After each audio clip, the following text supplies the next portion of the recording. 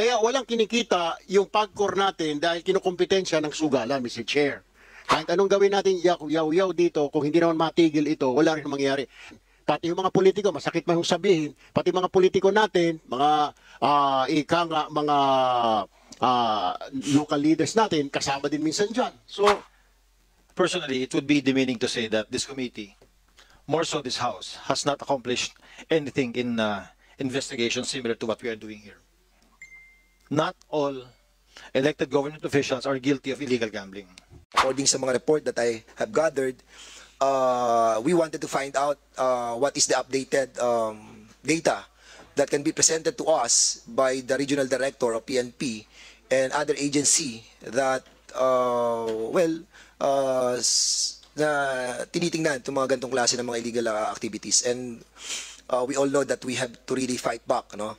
As a matter of fact, Mr. Chairman, we all hear that yung pong ibang gambling that proliferated for the past so many years, like the Pogo, yung mga iba-ibang klase na sugal na nakita natin that hindi involved tong poor man's game na numbers games. Ito naman po ay mga sugal na hinayaan natin slowly being tightened by the government in order not to hook up our citizenry, because parang parang droga rin to tong illegal gambling eh.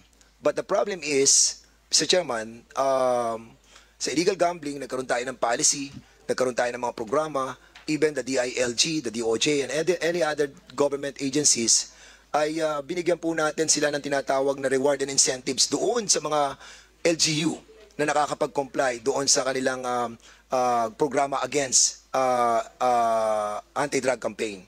But in the anti-illegal illegal gambling, wala po tayong mga programa na ini-initiate ng ating mga department agencies like DILG, DOJ, or even Applecom. So we need to find out what are those programs that will really deprive those illegal operators to conduct their illegal gambling.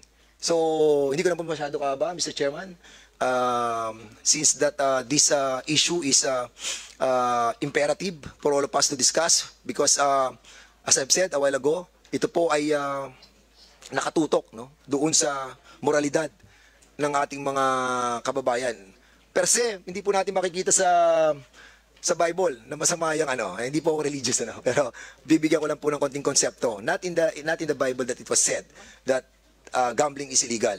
But basically, when you try to see doon sa, I think sa Timothy, na sinasabi doon that the root of all evil is the greed on money, no?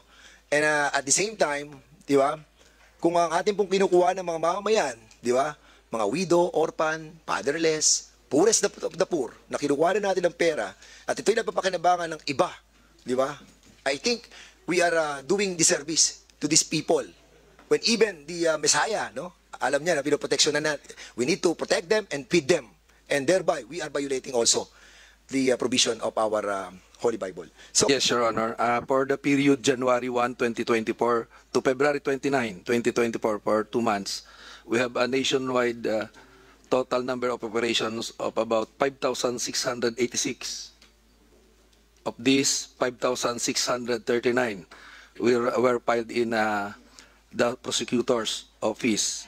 Out of these 5,639, 3,186 were filed in court. And the status of the cases in court are undergoing pre-trial, ongoing trial, and there. General, if I may, I'm sorry, I just wanted to intervene, no? Kasi ang nadinig ko 5,686 illegal gambling yan. Illegal gambling. But Mr. kasi Chair, kanina when we were looking at the presentation of Regional Director Lucas, it was already the highest was 2,167. And we are talking about national scope, yes, sir. These records are based on our SIRAS. Ha? These records are based on the SIRAS, sir. It is being Buong Pilipinas po yan? encoded by our investigators nationwide. Those are cases that was Encoded in our SIRAS. So the period covered is for 2 months of and 2024. the one that you presented, General Lucas, yung pinresent po ninyo Naka-base to sa ilang buwan lang ba to or Dalawa po yun, Your Honor. Yung first slide covers the period January 1, 2023 to February 29, 2024, Your Honor. ano na again? The first slide covers the period from January 1st, 2023 to February 29, 2024, Your Honor. Okay, so yun din ang binabanggit ni General Leo. Same time period. Your Honor, for the record, the total number of incident operation in 4A for that January 1 to February 29, 2024 is 1,255. Okay, so 1,255 from January to February Yes, Your Honor. sa Region 4A. 4A. So pagdating sa National, sir, is National. 5,686. so 1,227 sa Region 4A pa lang. 1,255, sir. Oh, And the okay. NCRPO, 1,584. Hindi nga, kaya nga, can you kindly categorize na lang ma'am ngayon, yung Region 1, Region 2, Region 3, Yes, sir. Region 4? Region 1, sir, Ayan, sige, 102. please. Region 2, 76. Region 3, 286. Region 4A, 1,255. Region 4B, 34. Region 5, 122. Region 6, 213. Region 7, 1,127. Region 8, 88. Region 9, 77. Region 10, 122. Region 11, 243. Region 12, 66. Region 13, 102. Bar, 16. Cordillera, 20. NCRPO, 1,584. And CIDG, 153, sir. Region yan, ha? General. Yes, Your Honor. We're talking about region, ha? We're not talking about my province, ha? Yes, Your Honor. Indeed, there is a problem. Okay. We'll be asking naman from the PNP, from the region, sino pa bang who wanted to speak? Anong agency pa? DILG, andito ba DILG? DILG? So, Where is, sir? okay. Do you have a some sort of data in accordance with the illegal gambling operation that deals with our different members ng ating pong mayors, governors, lahat yung ini-implement po natin with regards to the mga resolution or circulars that we have directed to our LGUs? Mr. Chair, as we speak, wala pa po. But what we plan is that we will tally our figures from the local government and this PNP Bakit tayo numbers. walang ganun? Dapat meron tayo. What we have now, Mr. Chair, is the numbers from the PNP. Ito lang ho, bakit? Ito lang ho ba yung mga regional director natin sa buong PNP? We have the resolution tackle the Kasi Region if we're 4A. talking of illegal gambling, Mr. Chair, I suggest that we call all of the regional directors. Kasi ang gambling po ay masyadong proliferated na sa buong bansa.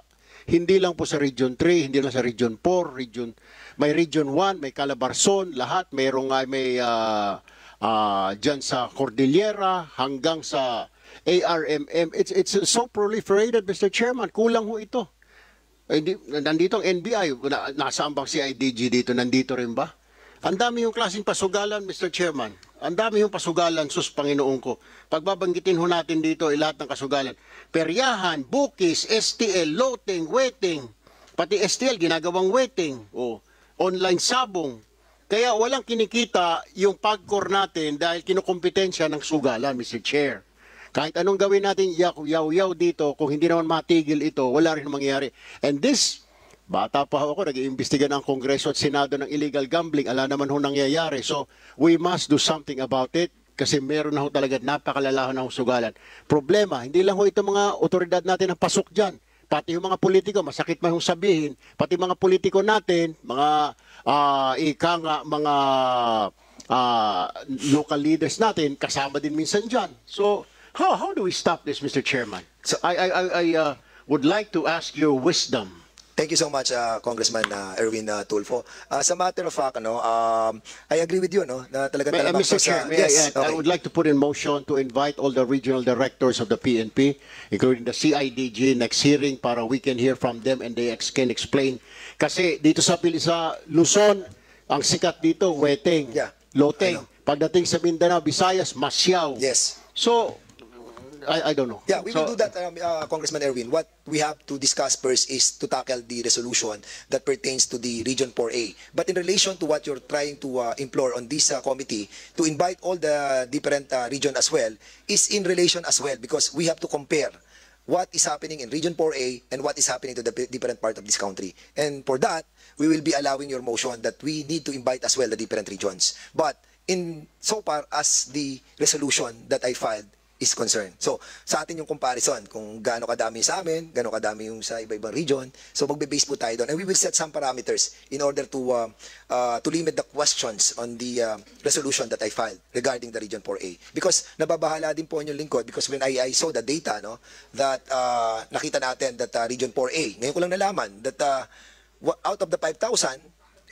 1,200 plus yung sa amin ni Congressman Acop. And I will be asking as well yung Region 4A natin because kanina na sinabi ni Congressman Erwin Tulfo that for so many years we've been discussing this problem already but nothing is happening.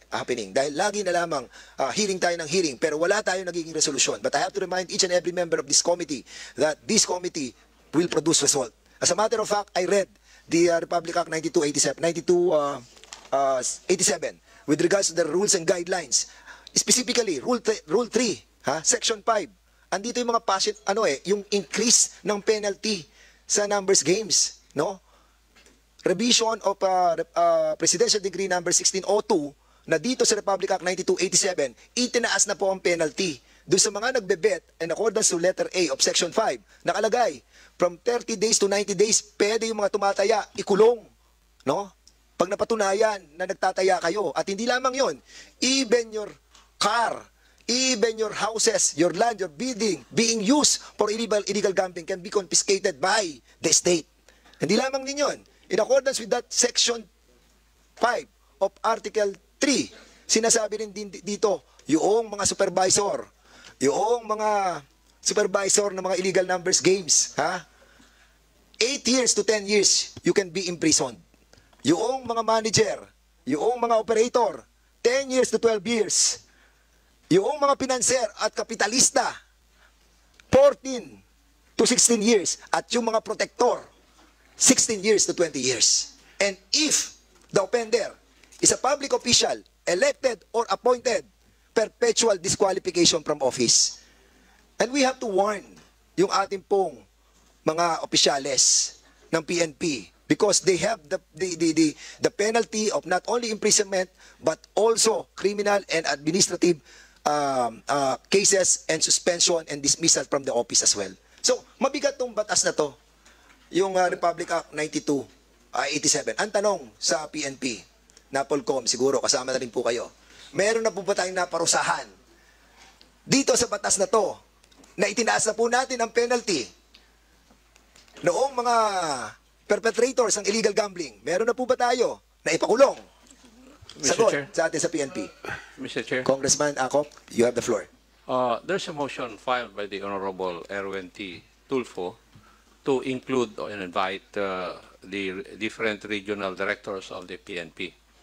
House Resolution number 1549 only limits the investigation of the proliferation of illegal gambling within Calabarzon. Now, COMSEC, do we have a quorum? If we have a quorum, Mr. Chair, I think we have to settle the motion of the Honorable Tulfo if we are going to include in our hearing insofar as House Resolution number 1549 would include the different regions of this country. So, since we have a quorum, we decide, Mr. Chair. Okay, so you will be acting upon on the resolution or the motion that was moved by Congressman Erwin Tulfo. There's a motion to include the different regional directors in the next hearing. And is there any second I motion? second. There's a second motion. Any objection? Hearing none. So the motion is now approved. So, COMSEC, we will be inviting all the regional directors in the next hearing for Mr. this Chair. purpose. Yes, Mr. Congressman Chair, Erwin Tulfo. if I may just add. Kasi ho, sir, yung mga binabanggit na number 1,000, 5,000 na nahuli, yan po, sir, ang tawag sa linggo na yan, ay mga piyait. Yan yung mga binabangketa, yan yung mga hampas lupa ng mga mananaya na nahuli na nagtataya ng 5 piso, 10 piso. Meron ka na bang nalalaman o wala pang nababalita na may nahuli na administrator, operator ng illegal gambling? Wala pa, Mr. Chair. And hindi nakapagtataka. Because yung operator, yung mga management, itinatago yun. Yung hinuhuli lagi ng mga otoridad natin, yung mga nagtataya sa lupa, yung mga 10 piso, 15 pesos, 20 tong each. Pero yung mga management, yung mga leader, yung mga financier, yung mga protector, hindi nakukulong. Wala naman na i-report, Mr. Chair, di ba? Kaya tingin tuloy ng tao, moro-moro lagi itong investigasyon natin because nothing is happening for the longest time. Wala pong nakukulong. May nakulong na po ba na governor? May nakulong na po ba na mayor? May nakulong na ba konsehal? May nakulong na ba regional director, provincial director? Wala pa pong nakukulong, Mr. Chair. Mr. Chair. And that is a big challenge for the PNP who are enforcing the law. Mr. Chair. And at the same time, before I acknowledge or recognize Congressman Gomez, just wanted to make a piece on what Congressman Erwin was saying. I think napapaikutan nga talaga tayo dito. And the problem is not only the enforcement of the LGU, but also of the enforcement of the PNP. No? And this time, we're not messing around. This time, we need result. And this time, under our leadership, and all the members of this committee, we will produce result. And I hope that with that statement of Congressman Tulfo and yung aking advisor, I hope that this time malilinis po natin ang hanay ng ating pong mga LGUs at ang ating pong PNP. Congressman Richard Gomez, you are recognized. Thank you, Mr. Chair. Mr. Chair, personally, it would be demeaning to say that this committee, more so this House, has not accomplished anything in investigation similar to what we are doing here. Not all elected government officials are guilty of illegal gambling. May mga gagong government officials, meron din mga gago rin sa service, but not all. We cannot say that to everyone, Mr. Chair. Ako, nag-mayor ako. Pinasara ko yung dalawang sabungan sa amin. Pinahuli ko yun. Pero, but sorry to say, but hindi ho lahat ng government officials wala nagagawa. At saka itong house na to, wala na-accomplish. So what we need to do is really to push the PNP to enforce. Yung trabaho nila, the CIDG, the regional directors, gawin nila yung trabaho nila. All of us, we need to do our share. At hindi po tayo magmomoro-moro dito. Siguro I sympathize with Congressman Erwin Tulfo yung kanyang nararamdaman because for so many years talagang walang nangyayari. And I also agree with Congressman Gomez precisely because I became a mayor as well. At nung ako naging mayor, ang ginawa ko po diyan, pinatawag ko lahat ng mga illegalista. Pinulong ko sa opisina ko. Nilagay ko lahat ng mga illegalista diyan, lahat ng mga nabubukas diyan. Dito kayo. Illegal ang ginagawa ninyo, nalalaman natin 'yan, no? Pero meron tayong legal na mga gambling, di ba? At alam naman natin na binibiyak nila yan eh. Kilala natin ang lahat ng mga naging illegal sa ating mga bayan. Pag tayo po ay punong bayan, alam natin yan eh. But the problem is, of course, being a mayor, being a governor, or public official, or barangay captain, you have the right, di ba? You have the responsibility to make it right. And I told them, may legal tayo na dapat dalhin doon ang mga taya ng mga tao. Dahil legal yan eh. Ang problem, itong mga illegal, binibiyak nila yan. Ha? At nilalagay nila doon sa hindi sila nagbabayad ng buwis. And that's a problem. And they know it. They know it. Alam ito ng mga opisyal ng ating mga LGU. Hindi ba pwedeng hindi mo kilala yung mga gumagawa ng illegal sa iyong bayan? Ako, kilala ko ang gumagawa ng illegal sa aking bayan. And I'm worried, no? I'm worried. Dahil nakita natin ng data, and I'll be asking the PNP, Region 4, you have to dissect. You have to categorize all of this by province, by municipality. Para makita natin kung sino ang pinakamataas sa illegal gambling, makita natin kung sinong bayan, istasyon, ang pinakamatataas sa buong Region 4. Nasa ganon, makita natin sino ang hindi tumutupad at sino ang tumutupad. So, Congressman Erwin Tulfo, you have the floor. Mr. Chair, I just want to clarify. I did not say that everybody, local government officials, elected officials, are involved in illegal gambling. My point is, my question was, may nakulong na po ba na mayor or na gobernador na nasasakupan niya yung kanyang lugar na may illegal gambling? Wala pa po eh. Well, congratulations po sa mga LGU natin na mga mayor, gobernador, na congressman na wala pong illegal gambling sa kanilang lugar because meron po silang political will. It's called political will, ladies and gentlemen. If you really don't want it, then it won't happen if you're the mayor. I'm sorry, Mr. Chair, I haven't been a mayor or a governor, but I was in the media before, but I know what's going on. If you are the governor or the mayor, you're the father of the province, you are the father of the city. If you said no, then it is no. Kasi po, pag sinabi ho ng mayor ni governor, ayoko ng illegal. Hindi. Pero may mga instances naman na tinatrabaho or pinapayagan naman ng PNP, ng chief of police natin, or hanggang sa provincial director o hanggang sa regional director na hindi rin alam ng LGU natin. Yun ho minsan nagkakaproblema. Pero kung talagang rampant ang illegal gambling, siguro dito sa Region 4 na sinasabi ho ninyo, siguro may basbas ho yun ng mayor, may basbas ho ng gobernador, alam ho ni RD, hindi naman makapalag si RD, or yung PD, kasi baka matransfer si PD, sabi ni gobernador, palayasin mo ito chief PNP, o kuan, kailangan palitan ito DILG dahil hindi sumusunod sa akin. So natatakot. Let us all understand na itong mga puliso na ito administratively are still under with the power of the mayor, the governor. So susunod ho yan. Pero pag sinabi ho ni mayor, I don't like it, I don't want it, walang sugalan. Marami naman ho mga cities and provinces sa Pilipinas na wala pong sugalan because ayaw po ng mayor, ayaw po ng governor. Okay? Pag ayawan ho ng governor, mayor ho yan, wala ho yan. Titigil ho yan. Trust me, Mr. Chair. Thank you.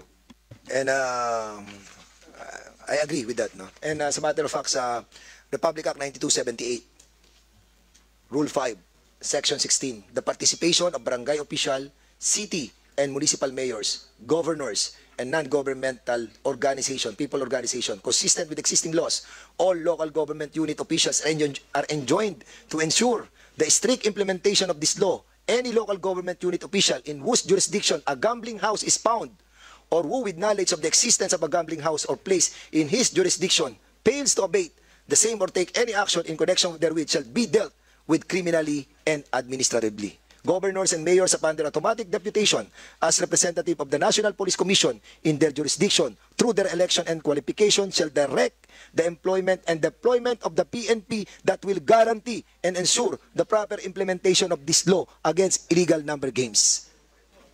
Ang tanong, uma-action ba ang PNP at ang ating mga local government unit? In this juncture, we wanted to find out sa NBI, no? Andiyan po bang NBI? Because in accordance with this rule of 9278, nandito rin po ang NBI under section I think it is section 15. The Department of Justice shall provide for a system of rewards and incentives for personnel of the National Bureau of Investigation who shall be instrumental in the apprehension and conviction of any malefactor engaged in illegal numbers game activities. So ang tanong sa NBI, have we done something about this as well?